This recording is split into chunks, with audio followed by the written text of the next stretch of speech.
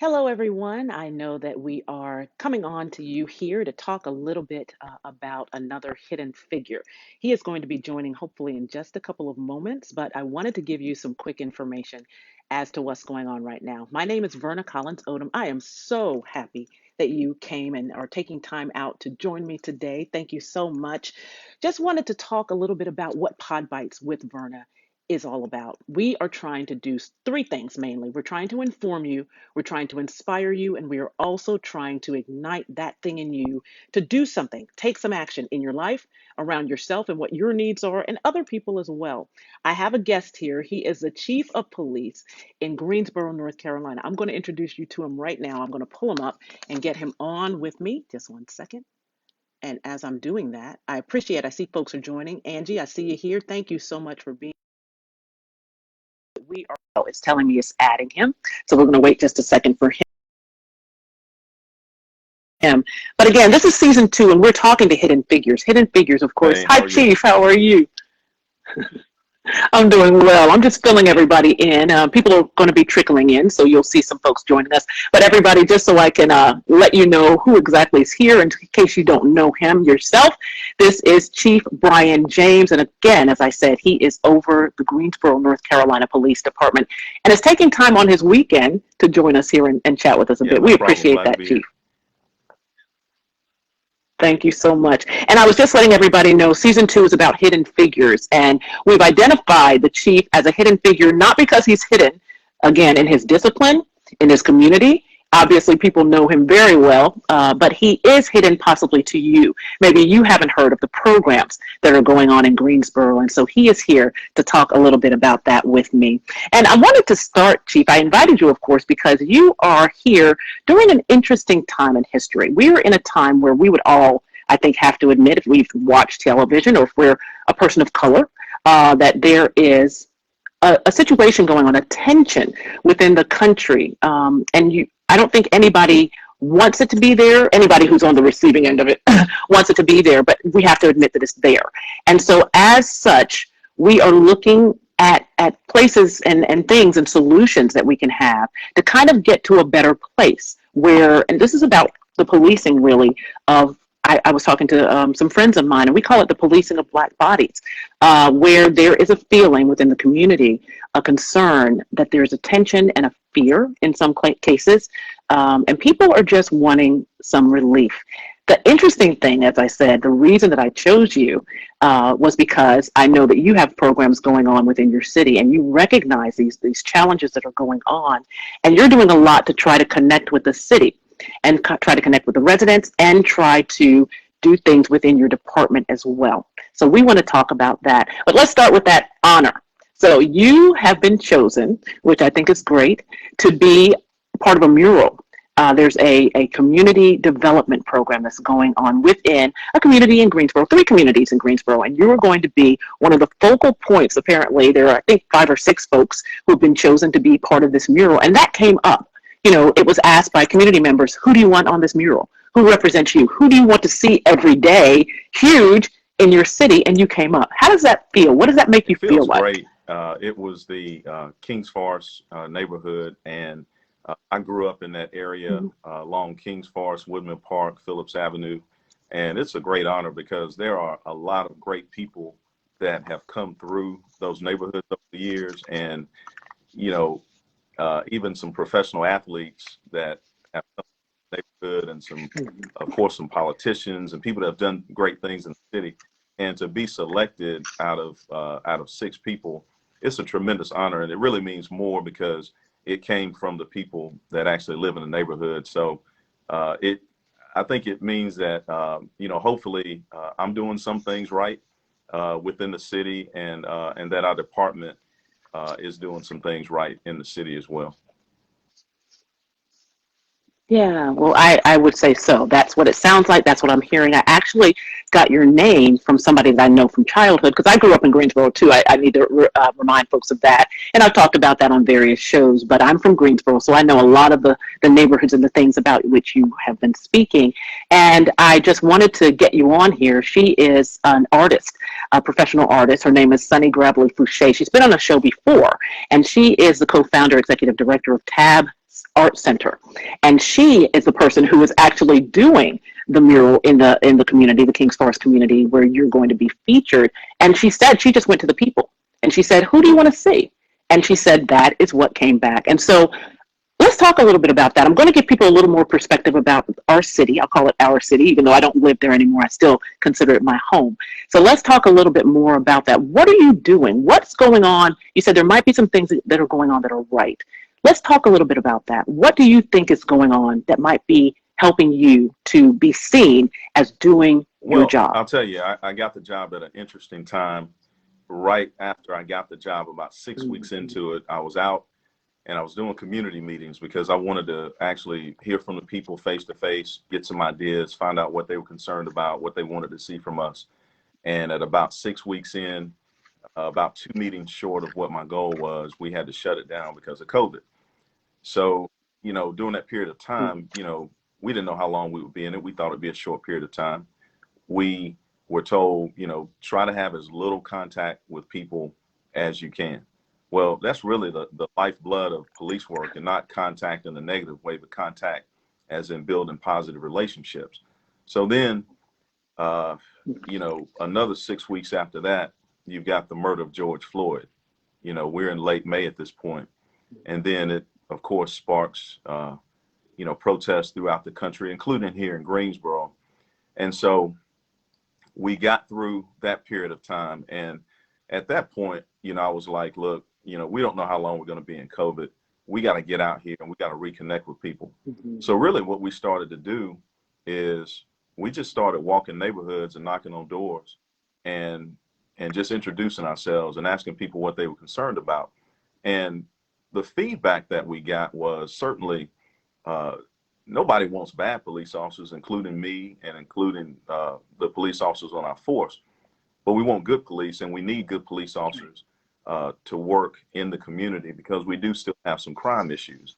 So as we try to address things that people were concerned about, and we addressed a lot of that through policies and training within the department, but we still had to give people the confidence that we would come to the community and police the right way and police in a compassionate way that was sensitive to what people were concerned about. So it really is a fine. I think we've done a good job, but it's an ongoing work. It just never ends. I was going to ask you, as you said, you want to do it in a positive way and an effective way. How does one do that as the chief when you're trying to lead a group of people, everybody having different experiences, everybody living in different places? I know that it seems like from what you're saying, it has to be relational. You try to get out and be able to be relatable to people. Can you do that? You, the chief, you, people in other departments, do something like that when folks, like I said, come to work and they interact with people who might not look like them or live in their neighborhood or be somebody with whom they associate outside of work, and you're associating with them in kind of a position of authority. How do you get that person to humanize people within the community? How do you get that person to come in and be able to work with somebody that they don't ever talk to outside of the work hours? You have to find time to talk with them outside of work hours. And when I say that, not necessarily outside of work hours, but what we have to do is we have to find non-confrontational encounters with the people that we serve, meaning that we knock on doors. We're not there for a call, because what I tell people, you can't build a relationship in the middle of a crisis. When I'm there to answer a call, I've got to handle the situation at hand. So I don't have time to ask you how your day was and things like that. We have obviously you've called 911 for a reason. But what we have to do is create community engagement opportunities where police officers and citizens have an opportunity to talk to each other. And so I can say, hey, I'm Brian. I grew up in Greensboro. I've got a wife and 3 daughters. I tried to play a little football in high school, stuff like that. So what you realize is that even though I'm a police officer and as you said, and sometimes in a position of authority, I'm a person just like you are. I think we want the same things. We want safe neighborhoods. We want safe places for our families and things like that. But at the same time, I want my officers to know something about the people that they serve. And we have to create opportunities where we're not on a call. And a lot of that is through community engagement functions. It could be a community meeting. It could be a neighborhood walk, which we've done those. It could be a neighborhood cookout. Done some of those as well. We have to keep trying to find ways to really to humanize each other. And I think even on this podcast, hopefully that will further that goal for us. Well, we hope so. Again, as we try to inform folks and let them know what's going on. You're also, toward the end, we're going to talk a bit about some action that you want folks to take and what people can do to help.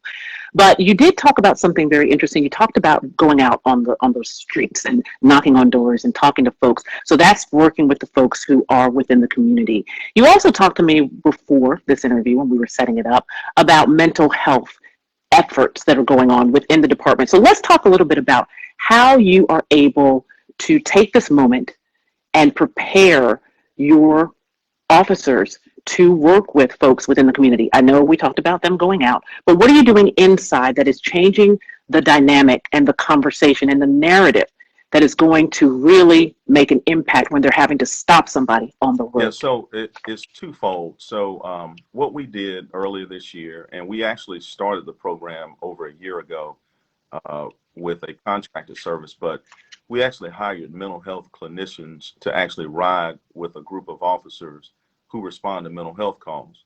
And so what that does is it not only gives us a person on a majority of our mental health calls that has a higher level of training, but also what mental health clinicians are doing is that they're actually following up with people that have had mental health episodes to make sure that they get connected to services. So what we hope that does is it reduces the number of encounters that we actually have with people who are experiencing a mental health issue. Now, if I can just take the liberty when since we're on this topic of mental health, there's something we did with the department as well. Last year, shortly after the incident with George Floyd in Minneapolis, we were looking at ways that we could just improve our police department, not only through policy and training, but through services. So one thing we did is that we instituted a policy where at least every 5 years, we have to be reevaluated psychologically. Before that, we were only evaluated when you first joined the police department, unless you were involved in a critical incident or there was some other reason to evaluate you.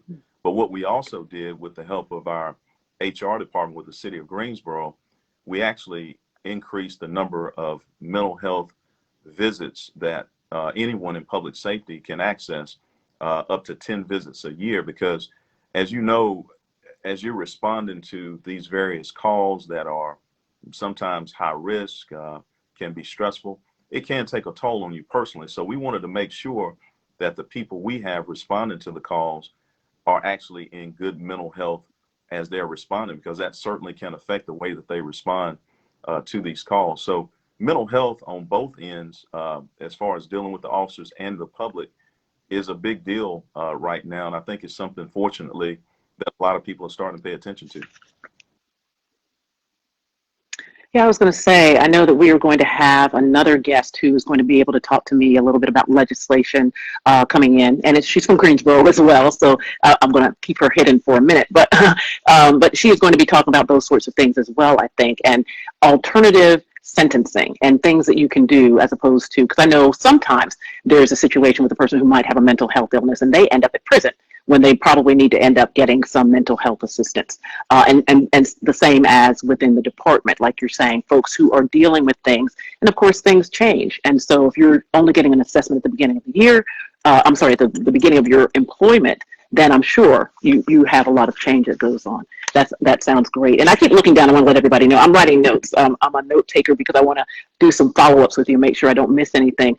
So as we're talking, I know that there are just lots of things that are going on within communities, and you and I talked earlier a little bit, and I said that I wanted to take people back and give some depth to Greensboro a little bit and give them some perspective to understand kind of the system and the situation that you're dealing with. So one of the things I want to talk about is we have this beautiful International Civil Rights Museum in Greensboro.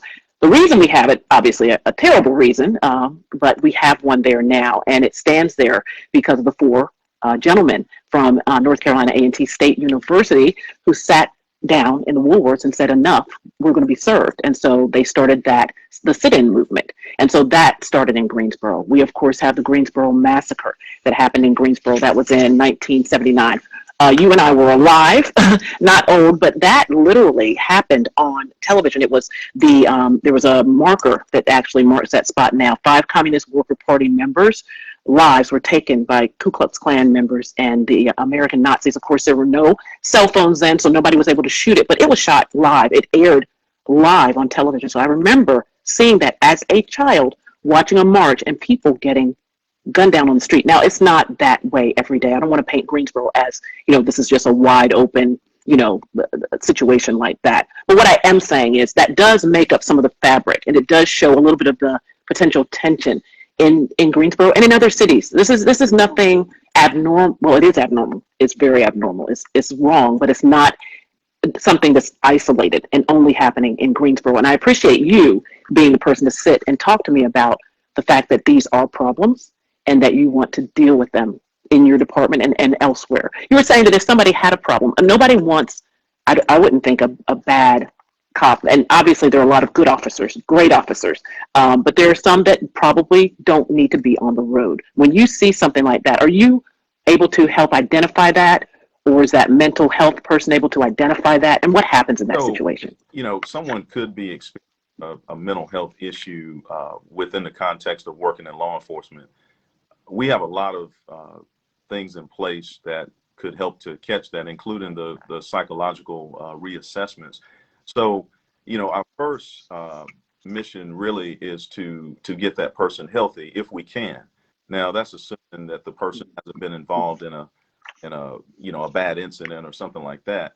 But the prevention piece is what we're working on, and that's why I implemented the policy around the reevaluations to try to catch any of those things early on. Now, of course, if a supervisor recognizes something, from a behavior standpoint that's abnormal, we can still recommend that someone be reevaluated. But the key is you want to hire the right people. So you have to have a very thorough screening process on the front end, which includes a background check, psychological testing. And you also have to make sure that you've got proper training in place and that you've got policies in place and a way to hold everybody accountable for adherence to those policies. And I think that, if you have all those things in place, you certainly can minimize the possibility that you have a bad officer that slips through. But, like all professions, people can slip through in professions. So you have to have a way to identify that and deal with it as quickly as possible. Okay. And what about, well, I was looking through the comments. We've gotten a couple of comments, and there's one person who is a mental health clinician. I know her because she's been on Podbites as well. And she was talking about she's really glad that there's this kind of program that's going on through the police department. So she's excited to hear about that. What is your feeling when you talk about what folks should do as far as if they are in a situation? So let me back up. If you have a person who, we talked about representation, if you're talking about somebody coming to your house, I wonder how that is able to be kind of mitigated, that there's the feeling that, oh my goodness, if somebody shows up who doesn't look like me, and you've heard the routine, parents talk to their kids about what you should do when you're stopped by the police, what you should do if you have a situation. What do you think about that? How are you able to help folks, other than being out in the community? How do we change the mindset of the community, and how do we obviously change the mindset and get rid, and you just talked about that, of people who aren't doing the right thing on their job and causing that to be a trust issue within the community? What I would say is that, like I was taught early on, you certainly can't judge a person by the color of their skin. If and again, I go back to the fact that we try to create police encounters where we can interact with the community so they can get to know us and try to build some trust. But what I would say is that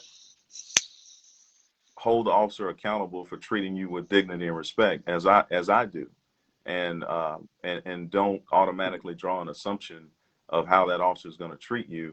At least give them a chance. What I would say is give them a chance to do their job properly. If they don't do it properly, then make sure you get their information so you can contact the police department and file a complaint if that's necessary. But certainly you just can't judge someone. They're really, I'll tell you this, as many bad incidents as I've seen happen across the country, there are so many interactions and so many great interactions where officers have done great work, showed compassion, helped people, and we can't forget about those great interactions as well. But we certainly have to deal with the interactions that don't go well, and we have to make sure that we don't have people like that on police departments. Yes, that's definitely a point that needs to be made, because these are isolated. They're huge when they happen. Not isolated, let me not say it that way. I'm saying where it ends up with a death. That is not happening most of the time. But when it happens, it's something that I think triggers a response, a fear response, a trust response, and you kind of go back to the beginning of the cycle. And it seems to be that kind of way. We're making steps forward, and then something happens, and we have to start again.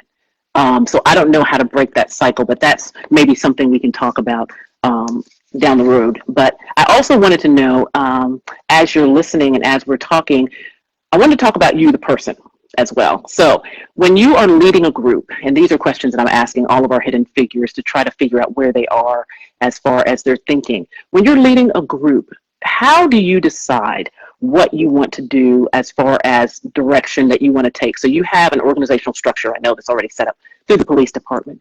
But as far as how you attack trying to help get folks out on the road, how do you highlight your programs, and how do you get people plugged into the right places to make the difference? I'm talking about from your department, to make the difference where they need to make it. I'll tell you, any law enforcement agency, the overall goal and mission is to make the community as safe as possible.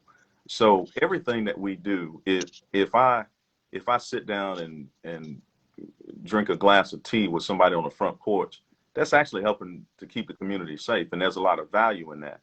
Now, many years ago, someone would have said, well, that's not police work. It certainly is police, because that person that sits on that front porch that you built a relationship with may be the one that gets information that something in the neighborhood is happening or occurring, and gives us an opportunity to prevent a crime. The other part is that we have to show the value in the different programs that we're doing. And I'll give you an example of a program we did over the summer. We did a goal of 500 jobs for teens this past summer. We reached our goal and got 525 teens right here in Greensboro employed in various jobs. And some of those jobs actually lasted beyond the summer. And someone would say, well, it's not the police department's job to be a hiring agency. Well, not really, but did that help to keep the community safe? Did that keep some kids this summer from getting in trouble? Did it create occupied, busy, yes, where they may have been exposed to something that gave them the ambition or the goal to be something greater or to further education? Yeah, absolutely. And so whatever we need to do from a community standpoint, we're going to do that if it helps to keep the community safe, because really our goal is prevention. That's our ultimate goal, is prevention. When someone goes out here and commits a horrible crime, and we locate the person and arrest the person, people say, oh, that's a great job. You guys did a good job finding the suspect in this crime. I'd rather be the department that most often prevents the crimes from occurring in the first place. And I think that we can't do it as a department alone. The city as a whole has to be a partner in that, and not just the city of Greensboro government structure, but I'm talking about individual community members. I'm talking about nonprofits that serve the community. I'm talking about faith-based institutions that serve the community. We really all have to gather together to do these things that we know keep the community safe, and actually help get resources to people that don't have those resources. So it takes everybody. It takes everybody to make the city, your state, your country, what you want it to be. Okay. Now, we talked a little bit about what was going on in the news, and obviously this is going to be on the internet forever, this story, so it might not be practical 10 years down the road, but we're going to talk about it. In Minneapolis, some information was released regarding a situation that was going on there right after or during the protests after George Floyd's death. And there were comments about we're on a hunting, we're going out and we're hunting. And these were supposedly from police officers, according to the court records and documents. You talked to me about the differences because you seem to have a lot of latitude, and I didn't even think about that part as much as when you mentioned it, I'm like, that makes a lot of sense. Talk a little bit about the certain states and other states and their abilities to handle problems once they arise within the department. So North Carolina, we're what they call a right to work state, which means that essentially someone can separate your employment for a reason or for no reason. Now, you may have legal recourse, but they can certainly separate your employment. I was actually watching an interview with the Minneapolis chief sometime last year, Chief Arredondo, I believe is his name. And so he was talking about the fact he had been the chief there for 4 years, and over 50% of the people that he had terminated from the Minneapolis Police Department had gotten their jobs back through their union. And I'm sure they have and I'm not, I've never been in a union state or been a police chief in a union state, but I don't want to misspeak, but I think they have a more or less like a collective bargaining agreement or a contract or something like that. And so essentially they're able to negotiate being reinstated. Whereas, in North Carolina for a police chief, if I, have someone that commits a terminable offense, I can terminate that person's employment. Now they have an appeal process within the city that can go through the manager's office. They can also seek legal recourse, but I can terminate that person's employment. So it's a lot easier for us to get rid of a bad employee or to terminate their employment than it would be, say, like in Minnesota, where you got a union state or contract of sorts. Okay, and I know there are positives of unions, and you're not saying they're not. But I see the sticking point that would be all of the things that can slow down the process of getting somebody out who needs to be out. Now, we talked a little bit about there were increased numbers of violent crimes in the area last year, of deaths in Greensboro. Can you talk a little bit about what is the outlook is for this year? How are things looking, and where are we going? Right now, we are regard? Just slightly below where we were this time last year with homicides. We have 39 homicides this year so far. 32 of the victims are African American. Last year, we had 63 homicides, which was a record, and 54 of the victims from last year were African American. And so we are still seeing an increase in violent crime in our communities, and we're certainly working with a number of partners to try to figure out ways to reduce the violent crime. But a lot of it goes back to something I alluded to earlier. A lot of the areas where it's occurring, we're talking about areas where there is a lack of good housing or affordable housing. There's high unemployment. There's food insecurity. There's a lot of things going on that can't necessarily be controlled by the police department. And that's why I say it's so important for us as a city and as a community to see what we can do to try to address some of those things, because we keep seeing the violent crime primarily happening in a lot of the same communities that we've seen historically in Greensboro. And at some point, we've got to make a serious decision on how we're going to change that. And we need to do it, because from my perspective, it seems to be getting worse. And even though we haven't had as many homicides, we've actually had more shootings this year than we did this time last year. Okay. So yes, more systems that need to be in place to kind of avert these sorts of things and help the community at the root, as opposed to putting the Band-Aid on the top. And it's not, it sounds like it's not a quick solution. There are things that need to be done right now, and you may not see the fruit of that for 2 or 3 years.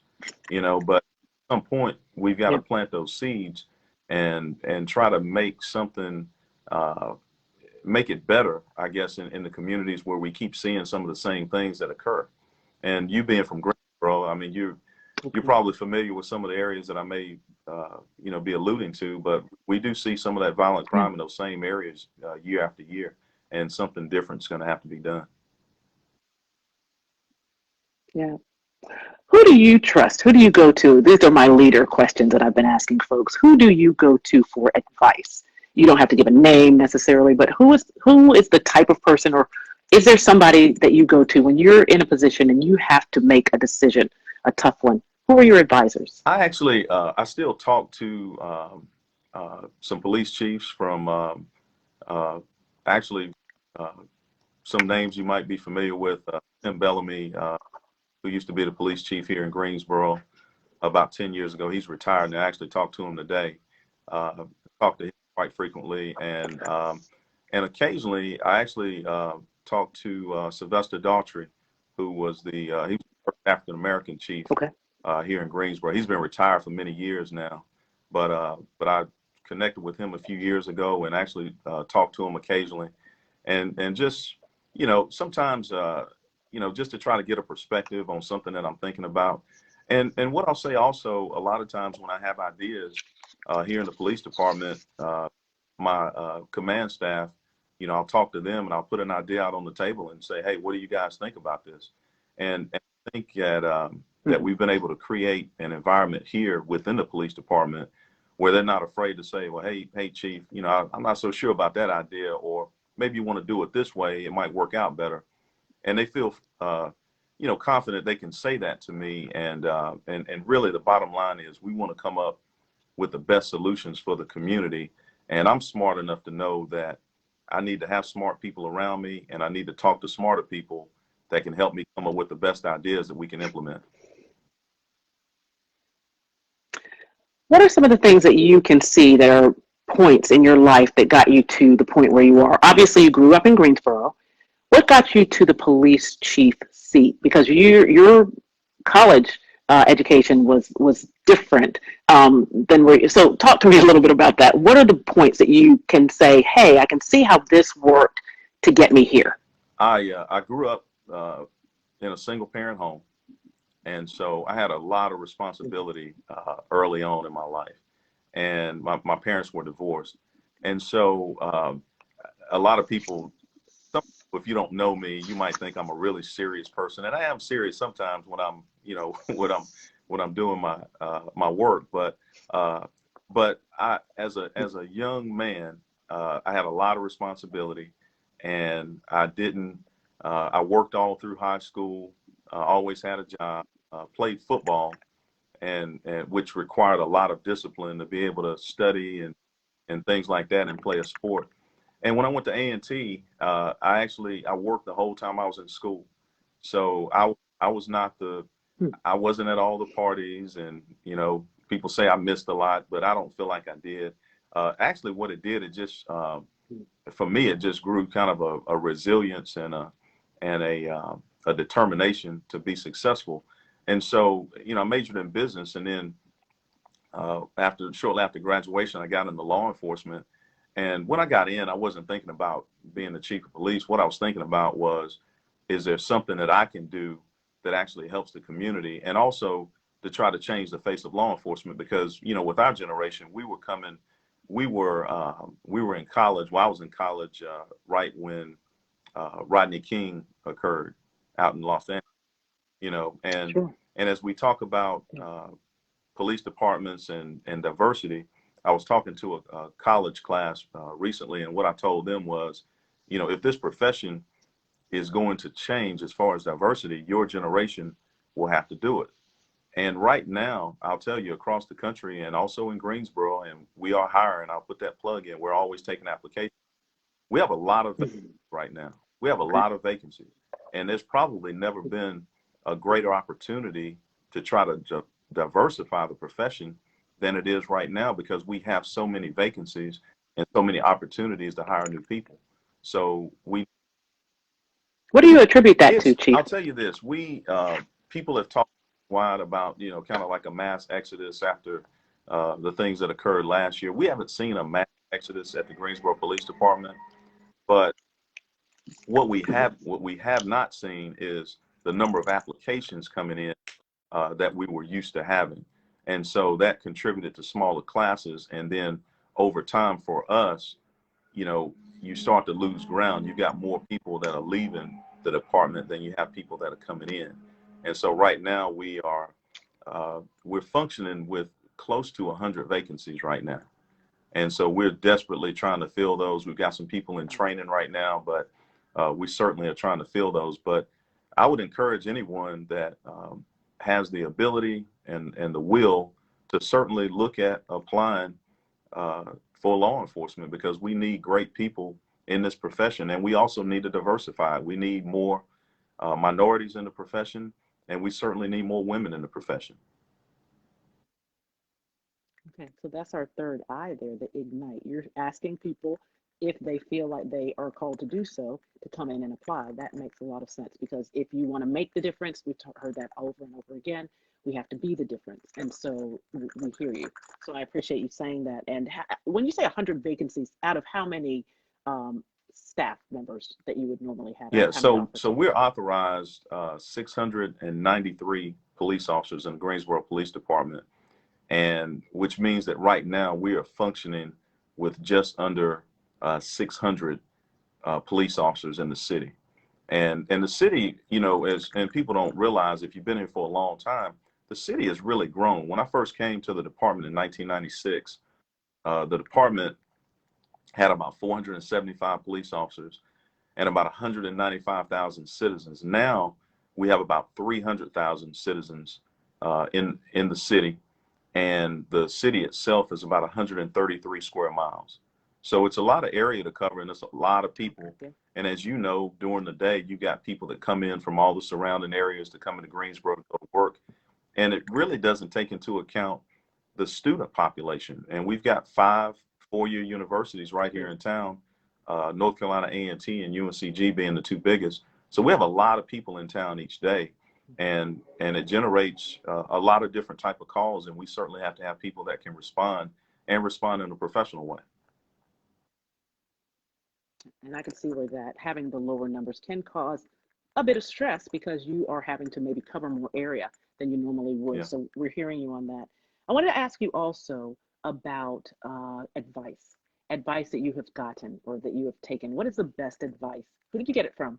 And what's some of the best advice that you've gotten before? The best advice I've gotten, and I'll tell you this, I don't want it to sound selfish, but somebody told me last year, said, make sure you take time for yourself, because if you don't do that, you won't be at your best. And I realized that, the first 6 months was just a whirlwind. And somebody told me, said, you got to sit down, you got to take a few days for yourself so that you can recover and you can come back at your best. And so I try to make a effort to do that. I do work a lot. However, I do try to take time for myself, and also don't forget about your family and your friends, because your family will always be your family, and hopefully your friends will always be your friends. But those relationships will last long after law enforcement. And it's very easy to get caught up in what you're doing right now and not think about the future long term. But I would say that that's probably the best advice I've gotten, because initially I thought I could do everything, and I thought I could get it all done like in 6 months. And what you realize is that when you're trying to make change and trying to make improvements, it just takes time. Sometimes you can't do it all at once. And then even when you implement change, it takes a period of time for that change to actually make a difference. And you have to be patient with that. You've achieved a lot of success, obviously, heading up the police department in Greensboro. How about sacrifices? Have you made sacrifices in life as you have come toward this moment? Absolutely. Those sacrifices have been felt primarily, I'll say, by my family, by my wife, by my children. They have, if not for their understanding, there's no way I would have been able to achieve some of the things that I have in this profession of law enforcement. as I say that, though, I still, over the years, I missed very few athletic events or plays or awards and things like that. I was always able to kind of work it out, and that's just been a blessing to be able to do that. But there have been some nights where I've gotten a call at 2 o'clock in the morning and had to get up and get dressed. And there have been times when the kids were little, where I had to call my wife and say, "Hey, something just happened, and I can't pick up the kids." And then she's got to do what she's got to do at work so that she can go pick them up. And so there's been so many times like that where her support has really just saved me, and to do it, to gladly do it, I would say, and not blame me for not being there, if that makes sense. But certainly a lot of, Oh, yeah, and I would say most police officers, regardless of rank, their families are tend to sacrifice a lot for them to be in this profession. I would imagine. But I know that I could report, if I can, if it's okay, that you were definitely around for the birth of a grandchild recently. So Yes, that is exciting. my oldest daughter and her husband just had a son, so I've got a grandson now, and he was born September the 28th. So really happy about that, and so that's a new addition to the family, and I'm looking forward to spending a lot of time with him as much as I can. I think that's great. And I have to let people know that even though you were with your family, totally with them, I did not know. So I'm texting and you're sending me a note back. I'm like, I'm sorry, to try to set up our interview. So you definitely are always thinking about your family, but also keeping the Greensboro folks on your mind as well. When you think about things that motivate you, I want to talk about two quick things. We're nearing the end, so I really appreciate your time. What gets you up in the morning? What gets you excited? What gets you going? And what keeps you up at night? So what keeps you up at night is more what things are you concerned about? What things weigh on you? There's some things that we can put to bed at night. We could say, okay, I'll deal with that. But then there's some things that keep you up. So give me those two I'll things. tell you, violent crime keeps me up.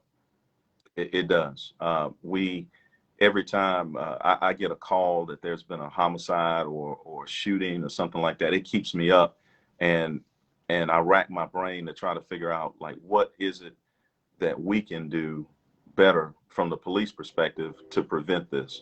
And quite honestly, a majority of our victims look like me, a little younger, you know, but they look like me. I was all those ages before that I see, in the reports that I get, and that really does keep me up at night. I'll tell you, my phone is always nearby, and if I'm at home at night and it rings, I look at it, I'm like, oh my God, like what is it? And I pick up the phone, and normally when they're calling me, it's because we've had a serious shooting or a homicide. And so that certainly keeps me up at night. I would say what gets me up in the morning is the motivation to come in here and figure out new ways and better ways to do this job and to improve this department, because my goal, quite honestly, I want to leave the department better than I found it. And I also hope that as I'm here, that we can develop leaders that will carry the department and the city into the next generation. And hopefully that I'm being a good example, not only to the members of this department, but to the community. So, there's some little kid out there that I hope there's some little kid out there in Greensboro right now that's looked at me and said, well, hey, if he did it, I could probably do it. That may be your police chief in 25 years. So I hope that I'm a inspiration and a motivation to people, because when I was growing up, I certainly had people in my life that motivated me and encouraged me, and that's the only reason that I'm here. Plus, a mother that was dedicated, that sacrificed, and also was pretty strict and didn't let me get into a whole lot of stuff. And I'm very appreciative of that now. So that certainly motivates me, just to come in here every day and try to do this job as best I can, and just be a good role model in the department and the community. So you've been in your position just a little over a year, almost 2 years, actually. We're going on 2 years in January. Is that right? Okay. And I know you're a long way from any thought of retiring or not being there. But I know you also spoke about some of your advisors being retired officers and chiefs. And can you tell me what you might think about if you were doing something else? If you were not a police, and I know this is in your blood, so this is a hard question. You're going to have to dig deep. But what else would you be doing once you're, because we're always evolving. That's part of Podbites. It's, a lot of people on Podbites are doing something. They're moving to another thing. So they're transitioning. I know you've been in this field from the beginning and you've grown in it and you've become the chief now. So folks who are looking, what can you say to them about what your next step might be? Again, it'll be a while, but You know, what might you I'll tell think you, it's not so much, it's not that foreign to me to think about doing something different. I may do something else in law enforcement or closely associated to law enforcement once I leave. But if I end up working for a nonprofit in town that helps people learn how to, you know, purchase homes or helps people to get job training or something like that, I mean, I could definitely see myself doing something like that. Something that's actually helping to work on some of those root issues that I mentioned earlier. Because what's frustrating for me is that a lot of the things I see that are affecting public safety in the community are things that I really can't affect as the police chief. I can bring some attention to them and hopefully motivate other people to do it, but I can't actually do anything about it in a lot of cases.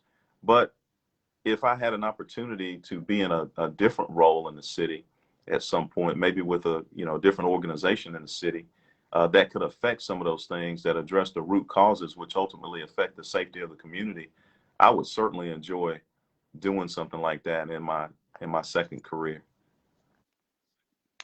well, that sounds great. My headset is trying to keep me from being great. I had to change it. So sorry about that. You clicked out, but I heard what you said. And you're a life of service, basically, is what you're talking about to your community. Staying in Greensboro, it sounds like you enjoy I do, Greensboro. Is that and right? hopefully after I'm finished or ran my course here at the police department, hopefully there'll be another opportunity for me right here in the city. Oh, I imagine there will be. I appreciate your time, Chief. I just want everybody to know you have been listening to Chief Brian James. He is the police chief of Greensboro, North Carolina's police department. And he came in today to talk a little bit about an honor that he's getting. And I was told, I talked to, got a little note from Sunny, the artist who is going to be doing this mural, and the Tab Center. Of course, she's with the Tab Center, Art Center. And she is going to be doing this mural, and it's happening this month. So I didn't know it was going to happen so quickly. I've seen things that are going on throughout the community as they are putting art everywhere. And I just think there's just such a great program and a feeling of togetherness there, a feeling of just an interest in beautification.